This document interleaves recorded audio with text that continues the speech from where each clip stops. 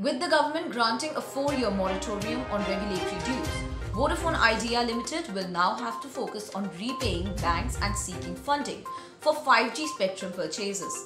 The telecom operator has to repay 9,000 crore rupees of loans to banks before the end of this fiscal, including 5,000 crore rupees of non-convertible debentures, according to a senior banker aware of the matter.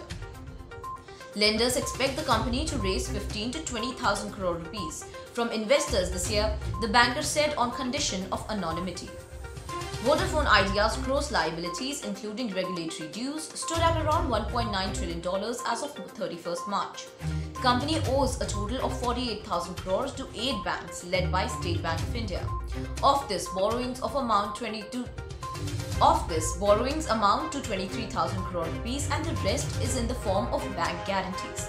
The annual debt repayment of Vodafone Idea is likely to be around 6,000 crore rupees over the next 2 years, two bankers, including the person cited above, said. Moreover, after the 4-year moratorium, payments to the government are also set to increase. Queries emailed to spokespeople for Vodafone Idea and State Bank of India did not elicit a response till press time.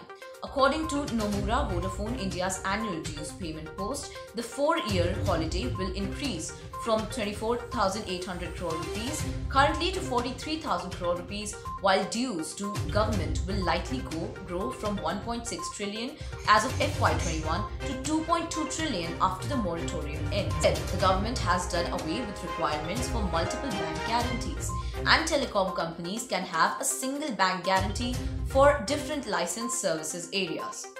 For future spectrum auctions, telecos will not be required to provide bank guarantees to secure installment payments, which essentially means lower debt. This is positive for telecos as bank guarantees end up blocking surplus cash in the form of margin money, Nomura said in a research report on Thursday. Moreover, lenders have been wary of providing long-term bank guarantees to telecos.